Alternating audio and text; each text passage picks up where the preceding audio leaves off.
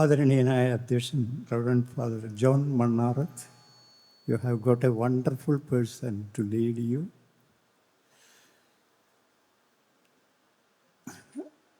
Father Augustine K. Matthew, അഖില, reverend father Sibi Pulikkal, വേദിയിലെ സദസ്സിലെ സുഹൃത്തുക്കൾ, വളരെ സജസ്റ്റീവായിട്ടുള്ള ഒരു പേരാണ് നിങ്ങളുടെ മാസികയ്ക്ക് കിട്ടിയിരിക്കുന്നത്. വാസ്തവത്തിൽ എല്ലാ ടൈറ്റിലുകളും പോയട്രിയിലാണ് എഴുതുക. അതുപോലെ പോയട്രിയിൽ എഴുതപ്പെട്ട ഒരു ടൈറ്റിലാണ് കോമ്പസ് എന്ന് പറയുന്നത്. വളരെ ക്രിയേറ്റീവാണ്. നമ്മളൊരു ലേഖനത്തിൻ്റെ കവിതയുടെ ശീർഷകം എഴുതുമ്പോൾ, തലക്കെട്ട് എഴുതുമ്പോൾ, തലക്കെട്ടാണ് നിങ്ങളുടെ ശ്രദ്ധ അതിലേക്ക് കൊണ്ടുവരിക. അതിനെക്കുറിച്ച് വലിയൊരു ഫിലോസഫർ ഷോപ്പനവർ എന്ന് പറയുന്ന ആൾ പറഞ്ഞിട്ടുള്ളത് ടൈറ്റിൽ ഈസ് ദ അഡ്രസ് എന്നാണ്. ടൈറ്റിൽ ഒരു അഡ്രസ്സാണ്. അത് നോക്കിയിട്ടാണ് നമ്മൾ പ്രവേശിക്കുക.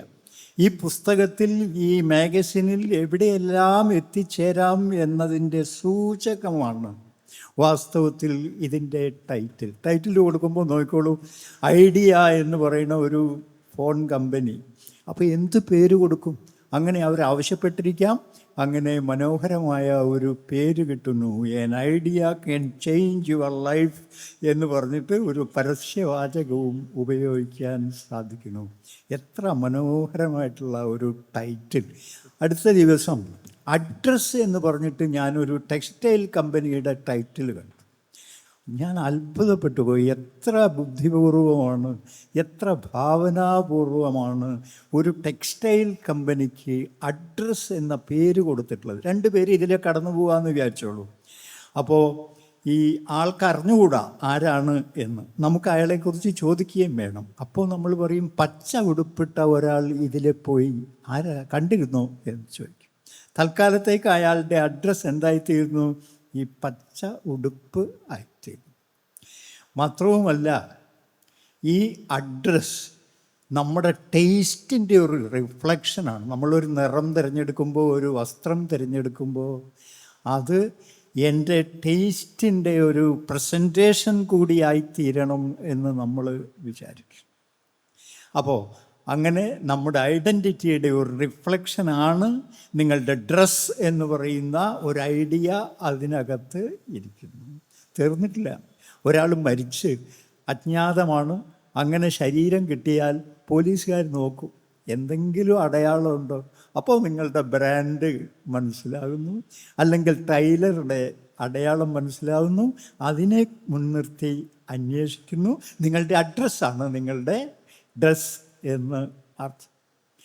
അങ്ങനെ ഒരുപാട് അർത്ഥത്തിൻ്റെ അടരുകൾ ഉണ്ടായിരിക്കണം ഒരു ടൈറ്റിൽ കൊടുക്കുമ്പോൾ. നിങ്ങൾക്ക് പേരിടാൻ അച്ഛനും അമ്മയും ഒക്കെ എത്ര ആലോചിച്ചിരിക്കും. ഒരു ജന്മം മുഴുവൻ നിങ്ങളുടെ അഡ്രസ്സാണ് നിങ്ങളുടെ പേര്, അല്ലേ? ആ അഡ്രസ്സിലാണ് നിങ്ങളെ അറിയുക. ആ അഡ്രസ്സാണ് ഇവിടെ ചേർക്കപ്പെടുക, അല്ലേ? അങ്ങനെ നമ്മൾ എന്ന് പറയുന്നത് സൂക്ഷ്മമായി നമ്മുടെ അഡ്രസ്സാണ്, നമ്മുടെ പേര്. അപ്പോൾ ഈ പേര് കൊടുക്കാൻ എത്ര ആലോചിച്ചിരിക്കും. അത് കാരണം എന്താ? ചിലപ്പോഴെങ്കിലും നമ്മുടെ സ്ക്രിപ്റ്റ് ഈ പേര് നിശ്ചയിച്ചു എന്ന് വരാം. ജീവിതത്തിൻ്റെ സ്ക്രിപ്റ്റ്. പവിത്രൻ എന്ന് പറയുന്ന പേരുള്ള ഒരാൾ ഒരു കളങ്കം ചെയ്യാൻ ധൈര്യപ്പെട്ടു എന്ന് വരില്ല. ഒരു പക്ഷേ ഇങ്ങനെ ഒരു സ്ക്രിപ്റ്റ് ഈസ് ദെയർ. നിങ്ങൾക്ക് എന്ത് പേരിട്ടാലും അത് എവിടെ നിന്ന് കിട്ടിയോ, യുളീസസ് എന്നൊരു പേരിട്ടാൽ പോയി, കഥകൾ വരികയായി, അല്ലേ? ഇങ്ങനെ ഓരോ പേരിനും കഥകളുണ്ട്. അപ്പോൾ നിങ്ങളൊരു കവിതയ്ക്ക്, കഥയ്ക്ക് ഒക്കെ പേരിടുമ്പോൾ നിങ്ങളുടെ ക്രിയേറ്റിവിറ്റിയുടെ ഒരു മാനിഫെസ്റ്റേഷൻ അതിൽ ഉണ്ടാകും. ഇവിടെ ഈ കോമ്പസ് എന്ന് പറഞ്ഞ് പേരിട്ടിരിക്കുന്നതിലും എത്ര അർത്ഥമാണ് എന്ന് നോക്കുക. കോമ്പസ് കൊണ്ട് നമുക്ക് അടുത്തിരിക്കുന്നവനെ കുത്താം, അല്ലേ? വേദനിപ്പിക്കാം. പക്ഷേ അത് മാത്രമല്ല, അതിൻ്റെ ഉപയോഗം ഒരുപാട് ക്രിയേറ്റീവായിട്ടുള്ള ഉപയോഗമുണ്ട്. ഭൂമിയിലെ ഏറ്റവും പൂർണ്ണതയുള്ളത് ഒരു വൃത്തമാണെങ്കിൽ അത് ഇതുകൊണ്ട് വരയ്ക്കാം. ഈ വൃത്തത്തിനകത്ത് നിന്ന് പുറത്തു പോകരുത് എന്ന് പറയാൻ നമുക്കൊരു വൃത്തം ഉപയോഗിക്കാം. ഗാന്ധിയാണ് ഒരുപക്ഷെ ഏറ്റവും ഇൻക്ലൂസീവായിട്ടുള്ള ഒരു വൃത്തം ഇന്ത്യയിൽ വരച്ചത്. ടു ദി ലാസ്റ്റ്, അവസാനത്തെ ആൾക്ക് വരെ, ഏറ്റവും പാവപ്പെട്ടവന് വരെ ഇടം ഉള്ള ഒരു സർക്കിൾ ആണ് ഗാന്ധി വരച്ചത്. ക്രൈസ്റ്റാണ് ഭൂമിയിലെ ഏറ്റവും വലിയ ഒരു സർക്കിൾ വരച്ചിട്ടുള്ളത്. എല്ലാ പാപികൾക്ക് വരെ ഇടമുള്ള ഒരു വലിയ സർക്കിൾ, പുറത്ത് നിർത്തിയവരെല്ലാം അകത്ത് കയറുന്ന അസാധാരണമായ ഒരു സർക്കിൾ അല്ലേ? അങ്ങനെ കോമ്പസിന് അർത്ഥം തീരുന്നില്ല. അതൊരു ദിശാസൂചകമായിട്ട് ഉപയോഗിക്കുന്ന, നാവിഗേഷനൊക്കെ ഉപയോഗിക്കുന്ന ഒരു സാധനവുമാണ് കോമ്പസ് അല്ലേ? അങ്ങനെ വരുമ്പോൾ അതിനെന്താ അർത്ഥം? പണ്ട് ആളുകൾ ചാർട്ടുകളൊക്കെ ഉണ്ടാകുന്നതിന് മുമ്പ് കടൽ യാത്ര നടത്തിയിരുന്നത് വളരെ സാഹസികമായിട്ടാണ്. എന്താ അപ്പുറത്തുള്ളത് എന്ന് ഒരു ധാരണയുമില്ല, എന്നാലും യാത്ര ചെയ്യുകയാണ്. മോസ്റ്റ് ഡേഞ്ചറസ് ആയിട്ടുള്ള ഒരു ജേണി. അപ്പോൾ ആ ജേണി ഡേഞ്ചർ അല്ലാതെയായി തീർന്നത് ഈ കാമ്പസ് കണ്ടുപിടിച്ചപ്പോഴാണ്. അപ്പോൾ സൂചകമായ ഒന്ന് നമ്മൾക്ക് കിട്ടുന്നു. വടക്കോട്ടാണ് പോകുന്നത് എന്ന് നാം മനസ്സിലാക്കുന്നു, തെക്കോട്ടാണ് പോകുന്നത് നമ്മൾ മനസ്സിലാക്കുന്നു, കിഴക്കോട്ടും പടിഞ്ഞാറോട്ടുമാണ് പോകേണ്ടത് എന്ന് നമ്മൾ മനസ്സിലാക്കുന്നു. ഇങ്ങനെ ദിശാസൂചകമായിട്ടുള്ള പൂർണ്ണതയുടെ ഒരു സൗന്ദര്യമുള്ള, ഞാനിവിടെ വരുമ്പോഴൊക്കെ ഓർക്കും, സിൽവർ ഹിൽസ് എന്ന വാക്കിൻ്റെ അർത്ഥം സത്യത്തിൽ പെർഫെക്ഷൻ എന്നാണ് എന്ന്.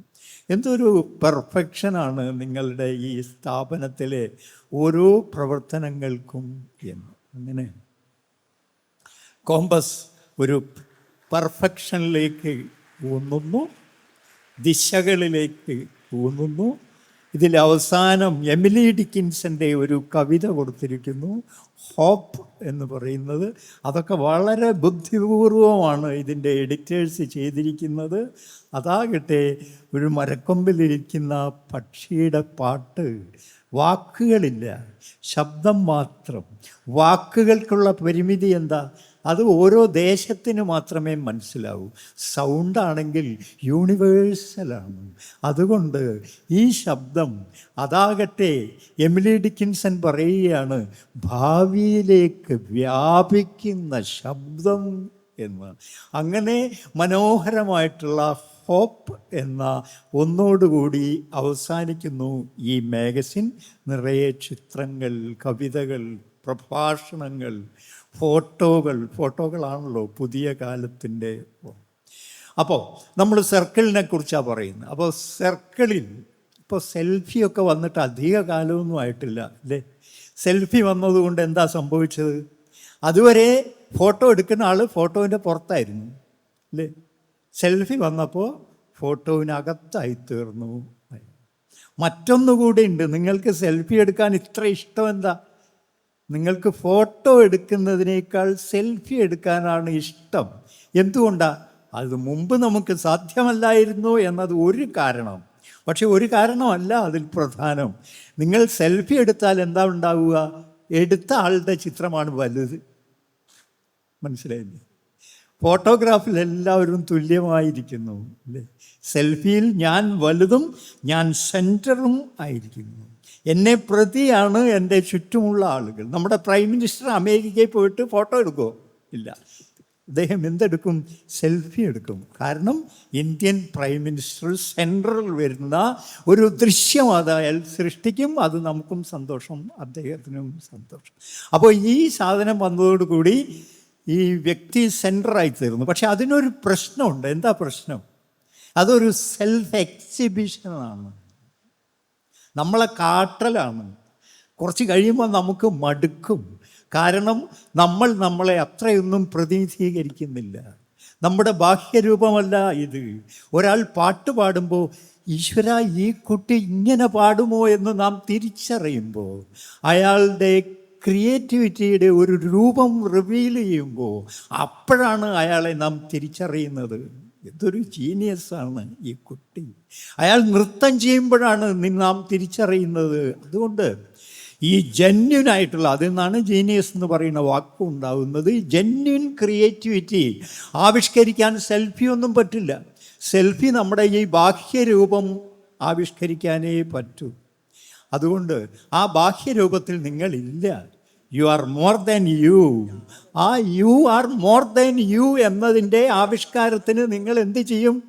അതെ, അതാണ് ഒരു റംബ്രാൻഡോ വാൻഗോഗോ ഒക്കെ ചെയ്തിട്ടുള്ള സെൽഫ് പോർട്രേറ്റും സെൽഫിയുമായിട്ടുള്ള വ്യത്യാസം. അത് എക്സിബിഷൻ അല്ല, അത് എക്സ്പ്രഷൻ. നിങ്ങളൊരു കവിത എഴുതുമ്പോൾ അത് എക്സിബിറ്റ് ചെയ്യാനല്ല, നിങ്ങൾക്ക് എക്സ്പ്രഷന് സാധിക്കാൻ വേണ്ടിയിട്ടാണ്. അതുവരെ ആവിഷ്കരിക്കാനാകാത്ത ഒന്ന് സാധിക്കാൻ വേണ്ടിയിട്ടാണ് നിങ്ങൾ കവിത എഴുതുന്നത്, കഥ എഴുതുന്നത്. ഫാദർ ബാസ്ക്കറ്റ് ബോൾ കളിക്കുമെന്ന് പറഞ്ഞില്ലേ, അത് ചെയ്യുന്നത് എന്താ? അതിൻ്റെയൊക്കെ പിന്നിലുള്ള ഒരു കാര്യം, നിങ്ങളുടെ റിയൽ ടാലൻ്റ് എന്താണ് എന്ന് കാണിക്കാൻ പറ്റുന്ന ഒരു മീഡിയം കിട്ടുന്നത് വരെ നിങ്ങൾ അസന്തുഷ്ടനായിരിക്കും. അത് പ്രവർത്തനത്തിലാകാം, അത് പെരുമാറ്റത്തിലാകാം, അത് പാടിയിട്ടാകാം, അത് ആടിയിട്ടാകാം, അത് കളികളിൽ പങ്കെടുത്തുകൊണ്ടാകാം. എന്താ, കളികളെക്കുറിച്ചൊരു കാര്യം പറയട്ടെ ഞാൻ. ഇപ്പോൾ ഫുട്ബോൾ, ടെന്നീസ്, ബാസ്ക്കറ്റ് ബോൾ, വാസ്തവത്തിൽ ഈ കളിയിലൊക്കെ ഒരു വലിയ തമാശയുണ്ട്. എന്താ വലിയ തമാശ? വളരെ പ്രയാസമുള്ളതാക്കി ലക്ഷ്യത്തെ മാറ്റിയതിന് ശേഷം ആ ലക്ഷ്യത്തെ സാക്ഷാത്കരിക്കുകയാണ് ബാസ്ക്കറ്റ് ബോളിൽ ചെയ്യുന്നത്, ക്രിക്കറ്റിൽ ചെയ്യുന്നത്, എല്ലാം ചെയ്യുന്നത്. അതെങ്ങനെ? ഇപ്പോൾ ഒരു ഗോൾ പോസ്റ്റിൽ ഗോൾ അടിക്കാൻ നമുക്ക് കാലും കയ്യും ഒക്കെ ഉപയോഗിക്കാമായിരുന്നെങ്കിൽ അത് ഫുട്ബോൾ ആവില്ല. കാല് മാത്രമേ ഉപയോഗിക്കാൻ പാടുള്ളൂ. മാത്രവുമല്ല, അതിന് നിശ്ചിതങ്ങളായ നിയമങ്ങളുണ്ട്. ഫൗള് ചെയ്യരുത്, ഓഫ് സൈഡ് ആകരുത്, ഗ്രൗണ്ടിൻ്റെ പുറത്തേക്ക് പന്ത് പോകരുത്. ഇത്തരം നിയമങ്ങൾ കൊണ്ട് പ്രയാസമുള്ളതായി തീർന്ന ഒരു പന്തിനെ ലക്ഷ്യത്തിലെത്തിക്കുക എന്നതാണ് ഫുട്ബോൾ കളിയുടെ സൗന്ദര്യം. അതിനെന്ത് വേണം? അതിന് ടാലൻറ്റ് വേണം. അപ്പോൾ ലിയോണാർഡോ മെസ്സി വരുന്നു അല്ലേ, അങ്ങനെ വലിയ കളിക്കാർ വരുന്നു, മാറഡോണ വരുന്നു. ഇങ്ങനെ വലിയ കളിക്കാർ അനായാസമായിട്ട് കളിക്കണു അല്ലേ? കണ്ടിട്ടില്ലേ? മെസ്സിയൊക്കെ വെറുതെ പ്രാക്ടീസ് ചെയ്യുമ്പോൾ, വെറുതെ ഇരിക്കുമ്പോൾ ഒരു പന്ത് കാൽമുട്ടിലെടുത്ത് അത് ചുമലിലേക്കിട്ട് അത് തലയിലേക്കിട്ട് എന്നിട്ട് വീണ്ടും പിന്നോട്ടിട്ട് പിൻകാലുകൊണ്ട് മുകളിലേക്കെടുത്തിട്ട് അവരങ്ങനെ മാജിക്ക് കാണിച്ചു കൊണ്ടിരിക്കും ഈ പന്ത് കൊണ്ട്. അപ്പോൾ ഈ മാജിക്ക് കാണിക്കാനുള്ള കഴിവ് ആർക്കേ ഉള്ളൂ? നമുക്കില്ല. നമ്മളിലെ ടാലൻറ്റിന് മാത്രമേ. ഇപ്പോൾ ബാസ്ക്കറ്റ് ബോളിനെ കുറിച്ച് പറഞ്ഞു, ഒരു സ്റ്റൂള് വെച്ചിട്ട് ഇതിൻ്റെ അകത്ത് ഇട്ടുകൂടെ ഈ കൊട്ടയിൽ? അങ്ങനെ ജയിക്കാൻ പറ്റുമോ? ഇല്ല. മറിച്ച് അതിന് കൃത്യമായ ഉയരമുണ്ട്. അതിനെ ആദ്യം അസാധ്യമാക്കി തീർക്കുന്നു, എന്നതിന് ശേഷം സാധ്യമാക്കി തീർക്കുന്നു. എല്ലാ കളികളും, ക്രിക്കറ്റ് ബോൾ പന്ത് നോക്കിക്കോളൂ, 4.5 ഇഞ്ച് വീതിയാണ് ബാറ്റിനുള്ളത്. കളി അറിയാത്ത ഒരാൾക്ക് എന്താണ്? ഞാൻ കളിയെക്കുറിച്ച് ലേഖനം എഴുതിയപ്പോൾ എനിക്കൊരു വായനക്കാരൻ ഒരു വീഡിയോ അയച്ചു തന്നു. ഒരാൾ കാശ്മീരിലൂടെ ഇങ്ങനെ പോവുക. അങ്ങനെ കാശ്മീരിലൂടെ പോയിക്കൊണ്ടിരിക്കുമ്പോൾ വഴിവക്കത്ത് കളി കണ്ടുകൊണ്ടിരിക്കുന്നു. അയാൾ അവിടെ കളി നിർത്തിയിട്ടു. അപ്പോൾ അയാളുടെ പിന്നിലൂടെ സച്ചിൻ തെണ്ടുൽക്കറിൻ്റെ വണ്ടി കടന്നു പോവുകയാണ്. സച്ചിനും ഉടനെ വണ്ടി അവിടെ നിർത്തി ഈ കളിക്കുന്ന ആളോട്, സ്ട്രീറ്റിൽ കളിച്ചുകൊണ്ടിരിക്കുന്ന ആളോട് ബാറ്റ് വാങ്ങുകയും എന്നിട്ട് അസാധാരണമായ അദ്ദേഹത്തിൻ്റെ ഡ്രൈവുകൾ കാണിക്കുകയും ചെയ്യും. സ്ട്രെയിറ്റ് ഡ്രൈവ്സ് ഒക്കെ. അപ്പോൾ ഇങ്ങനെ അത്ഭുതത്തോടു കൂടി ആളുകളൊക്കെ തരിച്ചു നിൽക്കുന്നു. അത് കഴിഞ്ഞിട്ട് അയാൾ ബാറ്റിൻ്റെ പിടിയില്ലേ, ആ പിടി തിരിച്ചിട്ട് ആ പിടി കൊണ്ട് ബാറ്റ് ചെയ്യുന്നു. എൻ്റെ അമ്മ, ആർക്ക് സാധിക്കുന്നു? ഇതാണ് ടാലൻറ്റ്. നിങ്ങൾക്കെല്ലാം ഇരിക്കുന്നു ഒരു ടാലൻറ്റ്. ഈ ടാലൻ്റ് കൊണ്ട് ആവിഷ്കരിക്കുമ്പോൾ മാത്രമാണ് നിങ്ങൾ സന്തോഷിക്കുന്നത്. മറ്റൊരാൾ അയാളുടെ ടാലൻ്റ് കൊണ്ട് സാക്ഷാത്കരിക്കുന്നത് കാണുമ്പോഴാണ് നാം സന്തോഷിക്കുന്നത്. Creativity is the most beautiful thing. അങ്ങനെയാണ്. ദൈവം അസാധാരണമായ ക്രിയേറ്റിവിറ്റി ഉള്ള ഒരാളാണ്. ഒരു പുഴുവിനെ, ഒരു ശലഭത്തെ, ഒരു പാമ്പിനെ, ഒരു മയിലിനെ, ഒരു പുഴയെ, ഒരു മലയെ, എന്തിനേയും നോക്കിക്കൊള്ളൂ. എന്ത് അസാധാരണമായ സിമെട്രിയാണ് അതിലുണ്ടാകുക. സിമെട്രി എന്ന് പറഞ്ഞാൽ തുല്യമായിട്ട് യോജിപ്പിച്ച് ബാലൻസ്ഡ് ആയിട്ടുള്ള ഇരുവശവും ഒരുപോലെ ഇരിക്കുന്ന ഒന്നിനെ സിമെട്രി എന്ന് പറയും. അങ്ങനെ സിമെട്രി ഉണ്ടെങ്കിലേ നമുക്ക് ഇഷ്ടാവും. എൻ്റെ ഈ ഭാഗം വല്ലാതെ താണിട്ടാണെങ്കിൽ നിങ്ങൾ നോക്കി കൗതുകം കൊള്ളും, ചിരിച്ചില്ല എന്നൊക്കെ വരും എങ്കിലും. അപ്പോൾ ഒരു ഭാഗത്ത് മീശ ഞാൻ വടിച്ചു കളഞ്ഞാൽ ആകെ ചിരിയാകും. കാരണം I have lost my symmetry. അപ്പോൾ ഇങ്ങനെയാണ്. അതുകൊണ്ട് ഒരു ഭാഗം മുടി ഇങ്ങനെ കളഞ്ഞിട്ട് നിങ്ങൾ വന്നിരിക്കില്ല. ഇപ്പോൾ ഉണ്ട് ചെറിയ ചില പരീക്ഷണങ്ങളൊക്കെ. അതിനും പക്ഷേ ഒരു നേരത്തെ പറഞ്ഞതുപോലെ ഇതുവരെ സർക്കിളല്ലാത്ത ഒന്ന് സർക്കിളായി തീർന്നത് കൊണ്ട് അതിനെ ഉൾക്കൊള്ളുന്നു എന്നതുകൊണ്ടാണ് അതിൻ്റെ ബ്യൂട്ടി നാം മനസ്സിലാക്കുന്നത്. അതിരിക്കട്ടെ, ഈ ദൈവത്തിൻ്റെ ക്രിയേഷൻസ് ഒക്കെ ബ്യൂട്ടിഫുള്ളാണ്, ഓരോ പുഷ്പവും മരവും പോലെ.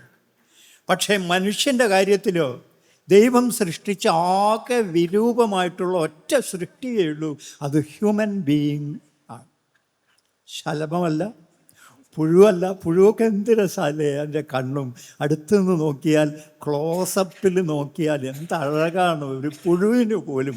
പക്ഷേ ക്ലോസപ്പിലായാലും ശരി, എക്സ്ട്രീം ലോങ് ഷോട്ടിലാണെങ്കിലും ശരി, ഒന്നും ഉടുക്കാതെ നിൽക്കുന്ന ഒരു മനുഷ്യന്, മറ്റതൊക്കെ നമ്മൾ കണ്ടുപിടിച്ചതല്ലേ, ദൈവം കണ്ടുപിടിച്ചൊന്നും അല്ലല്ലോ, ഒന്നും ഉടുക്കാതെ നിൽക്കുന്ന മനുഷ്യന് ഒരു ഭംഗിയുമില്ല. ഭൂമിയിലെ ഏറ്റവും നിസ്സഹായനും ഏറ്റവും വിരൂപനും ആയ ജീവി മനുഷ്യനാണ്. എന്താണ് അതുകൊണ്ട് ദൈവം ഉദ്ദേശിച്ചത്? നോക്കൂ, ഒരു മൃഗങ്ങൾക്കൊക്കെ കട്ടിയുള്ള രോമപ്പുതപ്പുകൾ കൊടുത്തിരിക്കുന്നു, കുളമ്പുകൾ കൊടുത്തിരിക്കുന്നു, കൊമ്പുകൾ കൊടുത്തിരിക്കുന്നു. അതൊക്കെ സ്വയം രക്ഷിക്കാൻ പര്യാപ്തമാണ്. അങ്ങനെ ഭൂമിയിലെ മനുഷ്യനൊഴികെയുള്ള ജീവജാലങ്ങളൊക്കെ സ്വയം രക്ഷിക്കാൻ പര്യാപ്തമായ വിധത്തിൽ ദൈവത്താൽ സൃഷ്ടിക്കപ്പെട്ടിരിക്കുന്നു. മനുഷ്യനൊന്നും കൊടുത്തിട്ടില്ല. അയാൾക്ക് ഫയർ മാത്രമാണ് കൊടുത്തത്, ഒരല്പം തീ കൊടുത്തു. അതുപയോഗിച്ച് നീ മുന്നോട്ട് പോവുക എന്നാണ് അയാളോട് പ്രൊമിത്യൂസ് എന്ന് പറയുന്ന ദേവദൂതൻ പറഞ്ഞിരിക്കുന്നത്. പക്ഷേ ഈ അഗ്നിയിൽ നിന്ന് അഗ്നി അയാളോട് എന്തൊക്കെ പറഞ്ഞു? അഗ്നി അയാളോട് പറഞ്ഞു, നിനക്ക് തണുപ്പിനെ നിയന്ത്രിക്കാനാവും, നിനക്ക് ഇരുട്ടിനെ നിയന്ത്രിക്കാനാവും. എന്നിൽ വെന്തിരിക്കുന്ന ഒരു മാംസം ഭുജിച്ച് നോക്കൂ, നീ സാധാരണ ഭുജിച്ച പച്ചമാംസത്തേക്കാൾ സ്വാദുണ്ട് അതിന്. അങ്ങനെ അങ്ങനെ change yourself, otherwise you can't survive എന്ന് അഗ്നി പറഞ്ഞതിൻ്റെ ഫലമായി നാം മാറ്റിക്കൊണ്ടിരുന്നു. മാറ്റിയാലല്ലാതെ, മാറിയാലല്ലാതെ അതിജീവിക്കാൻ കഴിയുകയില്ല എന്നതുകൊണ്ട് നമ്മൾ രോമശൂന്യമായ ശരീരമുള്ള മനുഷ്യൻ അതിനു പകരം ടെക്സ്റ്റൈൽസ് കണ്ടുപിടിച്ചു, വസ്ത്രങ്ങൾ കണ്ടുപിടിച്ചു, അഴകുള്ള വസ്ത്രങ്ങൾ. ഒരു ശലഭത്തിന് ഒരു വസ്ത്രമേ ഉള്ളൂ, ഒരു ജോഡിയൊന്നും കിട്ടിയിട്ടില്ല. ജന്മം തീരുന്നത് വരെ പഴകി മുഷിഞ്ഞ് അത് ഉപയോഗിക്കണം. ഒരു കാക്കയ്ക്ക് ഒരു ജോഡി ചിറകേ അനുവദിച്ചിട്ടുള്ളൂ, അല്ലേ? നമുക്കോ എത്ര വസ്ത്രങ്ങൾ! ഈ കണ്ട വ്യാപാരശാലകളെല്ലാം ലാഭകരമായി പ്രവർത്തിക്കുന്നുണ്ടെങ്കിൽ അതിന് കാരണം അത് നമ്മുടെ സൗന്ദര്യം ഉണ്ടാക്കിക്കൊണ്ടിരിക്കുന്നു നമുക്ക് എന്നതാണ്. ആ ഡ്രസ്സിൽ അവളെ കാണാൻ എന്തൊരു ഭംഗിയാണ്, ആ ഡ്രസ്സിൽ അയാളെ കണ്ടാൽ നോക്കിപ്പോകും. ഈ ഡ്രസ്സിൻ്റെ സൗന്ദര്യമാണ് മിക്കവാറും നമ്മുടെ സൗന്ദര്യം. അങ്ങനെ രോമശൂന്യമായ ശരീരമുള്ള മൃഗങ്ങളെ സൃഷ്ടിച്ച് രോമമില്ലാത്ത മനുഷ്യനെ സൃഷ്ടിച്ചപ്പോൾ ദൈവം നമ്മളോട് പറഞ്ഞത് സുന്ദരനാകുക എന്നാണ്. അങ്ങനെ ശരീരത്തിൽ നമ്മൾ സുന്ദരനായി. നമ്മൾ അതിജീവിക്കാൻ ഒരു ഗാർഡുമില്ലാത്ത, ഒരു കവചവുമില്ലാത്ത ഒരാളാണ്. പക്ഷേ ആമയ്ക്കൊക്കെ എന്ത് കവചമാണ്! മഴ വീണാലും കൊള്ളില്ല, വെയിൽ വന്നാലും തട്ടില്ല. അതുകൊണ്ട് നമ്മൾ കവചമുണ്ടാക്കി. അതാണ് ഈ കാണുന്നതെല്ലാം, നാം കാണുന്ന കെട്ടിടങ്ങളെല്ലാം, അല്ലേ? അതുകൊണ്ട് ഇങ്ങനെ വീടുകൾ ഉണ്ടാക്കുന്നു, വസ്ത്രങ്ങൾ ഉണ്ടാക്കുന്നു. മറ്റെല്ലാ ജീവജാലങ്ങൾക്കും വെറുതെ ശ്വാസം കഴിക്കാം, അതുകൊണ്ട് ഒച്ച ഉണ്ടാക്കാം എന്നല്ലാതെ ഒച്ച മാത്രമേ ഉണ്ടാക്കാൻ സാധിക്കുകയുള്ളൂ എന്നതിനാൽ നമ്മൾ ആ ഒച്ചയെ പരിവർത്തിപ്പിച്ച് ഭാഷയാക്കി. അങ്ങനെ ഭാഷയ്ക്കാണെങ്കിൽ ഒരുപാട് കാര്യങ്ങൾ പറയാം നമുക്ക് ഭാഷ ഉപയോഗിച്ച്, ഒരുപാട് കാര്യങ്ങൾ ആവിഷ്കരിക്കാൻ നമ്മൾക്ക് ഭാഷ ഉപയോഗിച്ച്. ഭാഷയെ പിന്നെയും നമ്മൾ പുതുക്കി ലിപികൾ ഉണ്ടാക്കി, എഴുത്തായപ്പോഴോ പണ്ട് കാലത്തുള്ളതൊക്കെ ഒക്കെ നമുക്ക് മറക്കാതെ വെക്കാമെന്നായി. ഹിസ്റ്ററി ഉണ്ടായി. സയൻസിന് പോലും ഹിസ്റ്ററി വേണം, അല്ലെങ്കിൽ പണ്ടുള്ള ആൾ കണ്ടുപിടിച്ചതൊക്കെ നമ്മൾ രണ്ടാമത് കണ്ടുപിടിക്കേണ്ടി വരുമായിരുന്നു. ഭാഷയുള്ളതിനാൽ, എഴുത്ത് വിദ്യ ഉള്ളതിനാൽ പണ്ട് കണ്ടുപിടിച്ചത് വീണ്ടും കണ്ടുപിടിക്കേണ്ട. അതിൻ്റെ വിവരണങ്ങൾ നമ്മുടെ പാരമ്പര്യത്തിൻ്റെ ഭാഗമായി. നമ്മളൊരു തുടക്കമല്ല, ഒരു തുടർച്ചയായി. We are a continuation. നമ്മളൊരു തുടർച്ചയായിട്ട് മാറി. അങ്ങനെയാണ് മുന്നോട്ട് പോയത്. അപ്പോൾ നമുക്ക് കിട്ടാത്ത കാര്യങ്ങളൊക്കെ നമ്മളെ ശക്തിപ്പെടുത്തുക ചെയ്തത്. ലിമിറ്റേഷൻസ് ഒക്കെ എന്തായിത്തീരുകയാണ്? പോസിബിലിറ്റി ആയിത്തീരുകയാണ് ചെയ്യുന്നത്. അതിനുവേണ്ടിയാണ് നമുക്ക് ലിമിറ്റേഷൻ തന്നിരിക്കുന്നത്. അതുകൊണ്ടാണ് നമ്മൾ പലപ്പോഴും ഡിഫറൻ്റ്ലി ഏബിൾഡ് എന്ന് പറയില്ലേ, അയാൾക്ക് കൂടുതൽ സാധ്യതയുണ്ട് എന്നതാണ്. കണ്ണ് കാണാത്ത ഒരാൾക്ക് അമേരിക്കയിൽ റേഡിയോ സ്റ്റേഷനുകളിലൊക്കെ റിസർവേഷനുണ്ട്. കാരണം എന്താ? അയാൾ കൂടുതൽ ശ്രദ്ധിച്ച് സംസാരിക്കും, ശ്രദ്ധിക്കുന്ന ഒരാളുടെ വാക്കുകൾ നമ്മളും ശ്രദ്ധിക്കും, അല്ലേ? കാരണം എന്താ? അയാൾക്ക് വേറെ വഴിയില്ല. ഇങ്ങനെ ഓരോന്നും ഒരു ഭാഗം കഴിയുമ്പോൾ മറ്റു ഭാഗങ്ങൾ കൊണ്ട് നമ്മളത് പരിഹരിക്കും. അതുകൊണ്ട് എന്താണ്? ലിമിറ്റേഷൻസ് ഒക്കെ പോസിബിലിറ്റിയായി മാറും. ലിമിറ്റേഷൻസ് പോസിബിലിറ്റി ആക്കി മാറ്റിയ ഒരു മഹാത്ഭുതമാണ് മനുഷ്യൻ്റെ. ആ മനുഷ്യൻ്റെ ഈ അത്ഭുതത്തിൻ്റെ മീഡിയം എന്തായിരുന്നു എന്ന് ചോദിച്ചാൽ അതാണ് ക്രിയേറ്റിവിറ്റി. അപ്പോൾ ക്രിയേറ്റ് ചെയ്യുക എന്ന് പറഞ്ഞാൽ ഇതുവരെ ഇല്ലാത്തത് സൃഷ്ടിക്കുക. നമ്മൾ ഇക്കാലം വരെ ജീവിച്ചത് കൊണ്ട് മാത്രം തൃപ്തിപ്പെട്ടാൽ നിങ്ങൾക്കൊരു സന്തോഷവും ഭൂമിയിൽ ലഭിക്കാൻ പോകുന്നില്ല. നിങ്ങളായിട്ട് ക്രിയേറ്റ് ചെയ്ത ഒരു പുതിയ ഭൂമിയിൽ നിങ്ങൾ ജീവിക്കാൻ തുടങ്ങുമ്പോഴാണ് എന്തായിത്തീരുന്നത്? നിങ്ങൾ സന്തുഷ്ടരായിത്തീരുക. എന്തിനാണ് നമ്മൾ ക്രിയേറ്റ് ചെയ്യുന്നതിൻ്റെ വേറെ ഒരു കാര്യം പറയാം. ഇപ്പോൾ ഒരു മരം, മാവിന് സ്വാദൊന്നുമില്ല, അല്ലേ? സ്വാദുള്ളതായിത്തീരാൻ മാവ് എന്ത് ചെയ്യുന്നു? മാങ്ങയുണ്ടാക്കുന്നു. നിങ്ങളറിയുമോ, ലോകര് മുഴുവൻ മലയാളം സംസാരിക്കുന്ന 2 സന്ദർഭങ്ങളുണ്ട്. ഏതാണെന്നറിയാവോ? മാങ്ങ എന്ന് പറയുമ്പോഴും ചക്ക എന്ന് പറയുമ്പോഴും. മാംഗോ എന്ന് പറഞ്ഞാൽ നാവിൻ്റെ ചെറിയ വളയൽ മാത്രമേ ഉള്ളൂ, മാങ്ങ തന്നെയാണത്. ജാക്ക് എന്ന് പറയുമ്പോൾ നാവിൻ്റെ പരിസ്ഥിതിക്കനുസരമായ അല്ലെങ്കിൽ കാലാവസ്ഥയ്ക്കനുസൃതമായ ജോഗ്രഫിക്കനുസൃതമായിട്ടുള്ള ചെറിയ മാറ്റം മാത്രമേ ഉള്ളൂ. ചക്കയാണ് അത്. അങ്ങനെ ലോകരൊക്കെ ഇങ്ങനെ 2 വിഭവങ്ങളുടെ പേര് പറയുമ്പോൾ മലയാളം പറയാതെ പറ്റില്ല. നമുക്ക് ഒരുപാട് വിഭവങ്ങൾ ഉണ്ടായിരുന്നെങ്കിലോ എത്ര മലയാളം പറയുമായിരുന്നു ഡച്ചുകാർ, എത്ര മലയാളം പറയുമായിരുന്നു ഇംഗ്ലീഷുകാർ, എത്ര മലയാളം പറയുമായിരുന്നു ജർമ്മൻകാർ, ഇല്ലേ? നമുക്കങ്ങനെ ലോകത്തൊക്കെ ഉപയോഗപ്പെടുന്ന വിഭവങ്ങളില്ലാത്തത് കൊണ്ട് ഈ 2 വാക്കിൽ ഒരുങ്ങി ലോകത്തിൽ മലയാളം എന്ന് പറയുന്നു. അപ്പോൾ എന്താണ്? മാവ് എന്തിനാ പുഷ്പിക്കുന്നത്? മാവിന് മണമില്ല, അല്ലേ? മാമ്പൂവിന് മണമുണ്ട്. മാവിന് സ്വാദില്ല, മാമ്പഴത്തിന് സ്വാദുണ്ട്. അതുകൊണ്ട് സൗരഭ്യവും സൗന്ദര്യവും ആവിഷ്കരിക്കാൻ വേണ്ടി മാവ് പുഷ്പിക്കുന്നു, കായ്ക്കുന്നു. നമ്മൾ എഴുതുമ്പോഴും അത് തന്നെയാണ് ചെയ്യുന്നത്. നമ്മൾ പാടുമ്പോൾ കാഴ്ചയിൽ ഞാൻ നേരത്തെ പറഞ്ഞില്ലേ, ഒരാകർഷകത്വമില്ല. പാടുമ്പോൾ വരുന്നു ഒരാകർഷകത്വം. ഭൂമിയിലെ ഏറ്റവും സുന്ദരന്മാരായ മനുഷ്യർ അവൻ്റെ മാധ്യമം ഉപയോഗിക്കുമ്പോഴാണ് ഏറ്റവും സുന്ദരനായിത്തീരുന്നത്.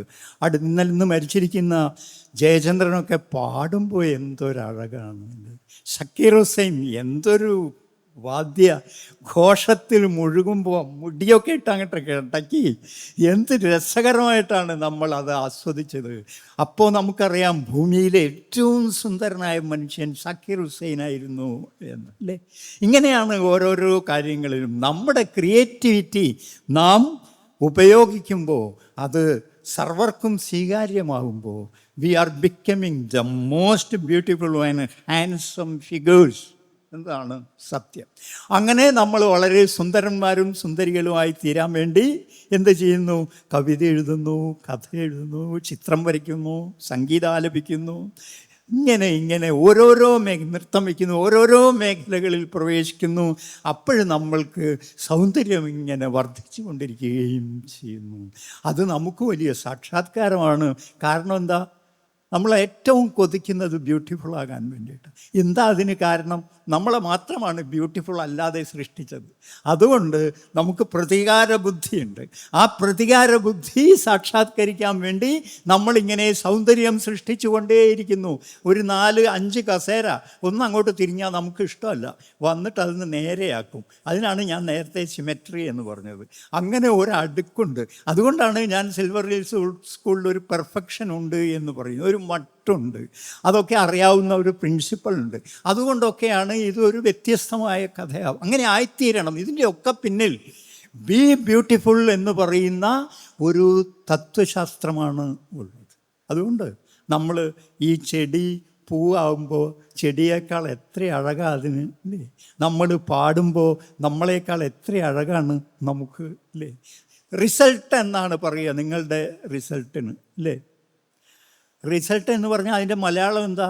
ഫലം എന്നാണ്, അല്ലേ?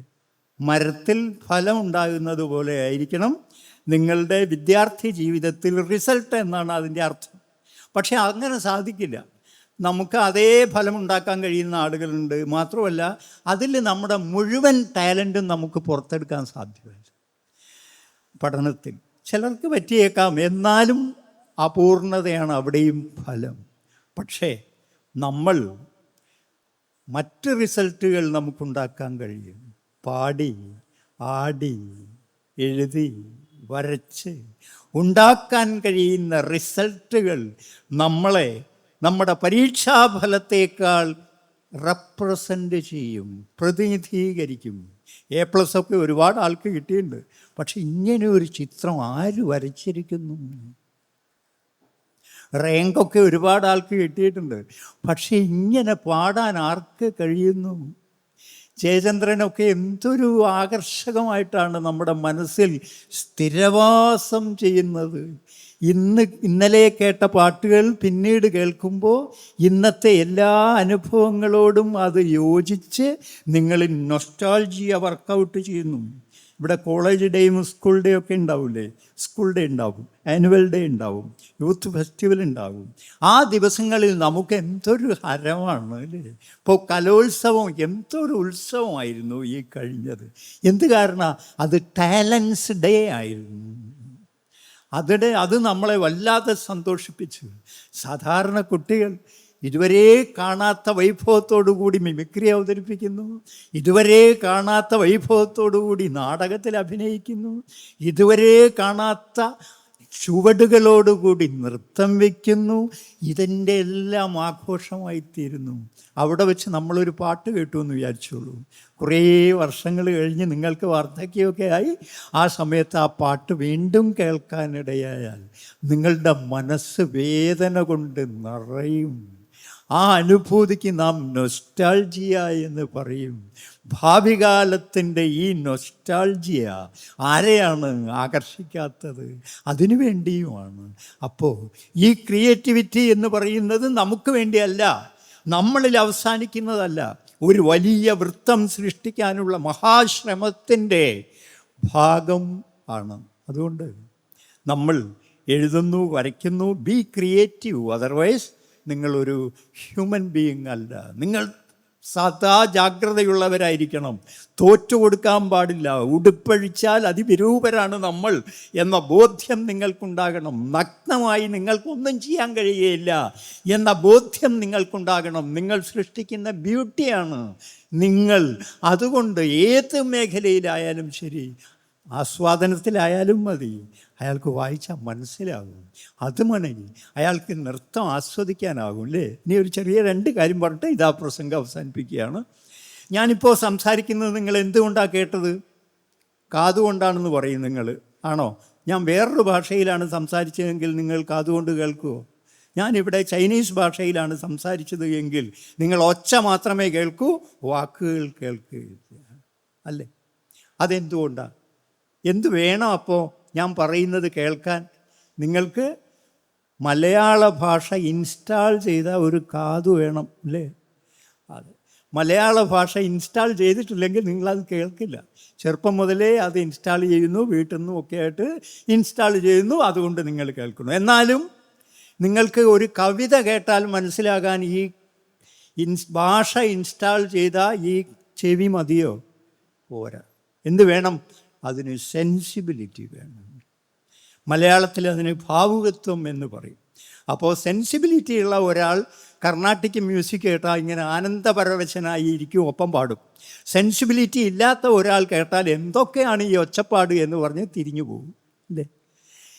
അതുപോലെ നൃത്തത്തിന് സെൻസിബിലിറ്റി ഉള്ള ഒരാൾ അതിൻ്റെ മുമ്പിൽ നിർവിശേഷം ഇരിക്കും. അലർമേൽ വല്ലി ഡാൻസ് ചെയ്യുമ്പോൾ, ശോഭന ഡാൻസ് ചെയ്യുമ്പോൾ അതൊക്കെ കണ്ട് കണ്ണടയ്ക്കാതെ ഇരിക്കും നമ്മൾ. Because you have sensibility.